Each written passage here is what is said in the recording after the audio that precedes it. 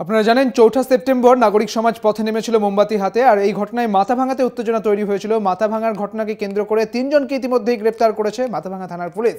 গ্রেপ্তার আসিফ আক্তার, শুভজিৎ ভৌমিক, বিবেক সাহা নামে ৩ ব্যক্তি। আপনাদের জানিয়ে রাখি, শুভজিৎ ভৌমিক, বিবেক সাহা এবং আসিফ আক্তার নামে ৩ ব্যক্তিকে গ্রেপ্তার করা হয়েছে মাথাভাঙা থানার পুলিশ। তারা গ্রেপ্তার করেছে।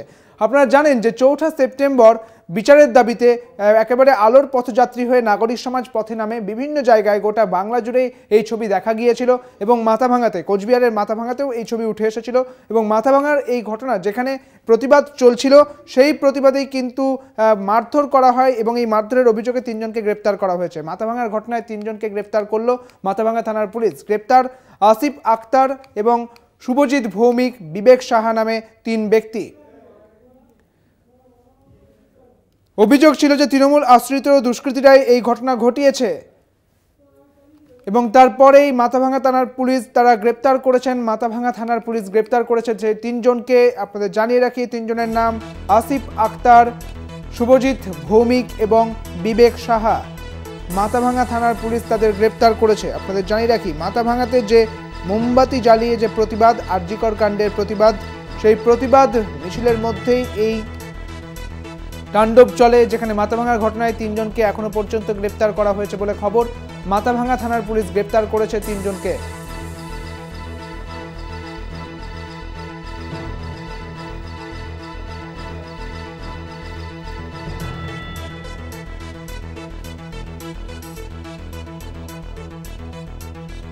আরো বিস্তারিত জানবো, আমাদের সঙ্গে রয়েছেন আমাদের প্রতিনিধি অনুপম শাহ। অনুপম, ঠিক কি জানতে পারছো? এখনো পর্যন্ত ৩ জনকে গ্রেপ্তার করা হয়েছে। ৩ জনের রাজনৈতিক পরিচয় কি কিছু রয়েছে?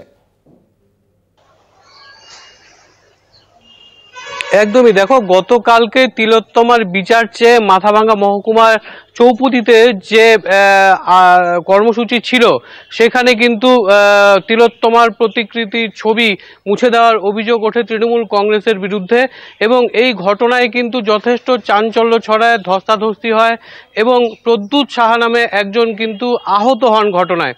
তারপরেই ঘটনার খবর পেয়ে ঘটনাস্থলে পৌঁছায় মাথাভাঙা থানার পুলিশ এবং সেই অভিযোগের ভিত্তিতে কালকেই প্রদ্যুৎ সাহা তিনি কিন্তু লিখিত অভিযোগ জানান মাথাভাঙা থানায়। তিনি কিন্তু আহত হয়েছেন বটে।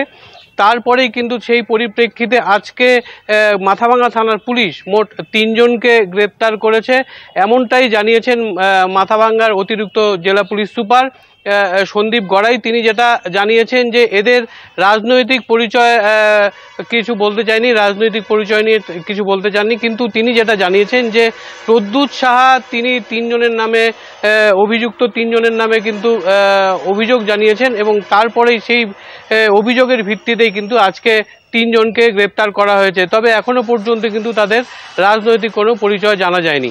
কিন্তু এই ঘটনা যখন এই প্রতিবাদ মিছিল চলছিল, সেই প্রতিবাদে এই মারধরের ঘটনা কেন হলো, কি জানা যাচ্ছে? দেখো, কালকে যখন তিলোত্তমার প্রতিকৃতির ছবি যে ছিল সেটা মুছে দেওয়া হয় এমনটাই অভিযোগ। পাশাপাশি তৃণমূল কংগ্রেসের তরফ থেকে যেটা জানানো হয়েছে যে এই ছবিটা তৃণমূল কংগ্রেসকে উদ্দেশ্য প্রণোদিতভাবে ছোট করার জন্যই কিন্তু করা হয়েছিল। সেখানে কিন্তু যে ভাষা ব্যবহার করা হয়েছিল সেটা সমুচিত হয়নি তাদের এবং পাশাপাশি এই ঘটনার বিরোধিতা করেই কিন্তু সাধারণ মানুষ যারা তৃণমূল কংগ্রেসকে ভালোবাসেন তারাই কিন্তু এই প্রতিবাদ জানিয়েছেন এবং তারাই কিন্তু ছবি মুছিয়ে দিয়েছেন। এই ঘটনা কিন্তু ঘটেছে কারণ হচ্ছে তৃণমূল কংগ্রেস যেটা বলছেন যে আজকে গিরীন্দ্রনাথ বর্মন জেলা চেয়ারম্যান তিনি কিন্তু ঘটনাস্থলে যান এবং কথা বলেন সবার সঙ্গে, মানুষদের সঙ্গে কথা বলেন। তিনি যেটা ফিরে আসার সময় জানান যে কালকে যেই ঘটনাটা ঘটেছে তৃণমূল কংগ্রেসকে নিচু করার জন্য বেশ কিছু স্লোগান লেখা হয়েছিল, তাতে কিন্তু সাধারণ মানুষ ক্ষিপ্ত হয়ে এই ঘটনা ঘটিয়েছে। এখানে কিন্তু তৃণমূল কংগ্রেস যুক্ত নয় এমনটাই কিন্তু জানিয়েছেন। পাশাপাশি রাজনৈতিক রং লাগানোর একটা চেষ্টা করছে। বেশ, অনেক ধন্যবাদ অনুপম। আমাদের সঙ্গে ছিলেন আমাদের প্রতিনিধি অনুপম শাহ। আপনাদের জানিয়ে রাখি, মাথাভাঙায় তিলোত্তমার প্রতীকী ছবি মোছার অভিযোগ। সকালে ঘটনাস্থলে জেলা তৃণমূল চেয়ারম্যান সুশীল মজুমদার পৌঁছে গিয়েছিলেন তিনি এবং পাশাপাশি জানিয়ে রাখি এই ঘটনায় এখনো পর্যন্ত ৩ জনকে গ্রেপ্তার করা হয়েছে, গ্রেপ্তার করেছে মাথাভাঙা থানার পুলিশ।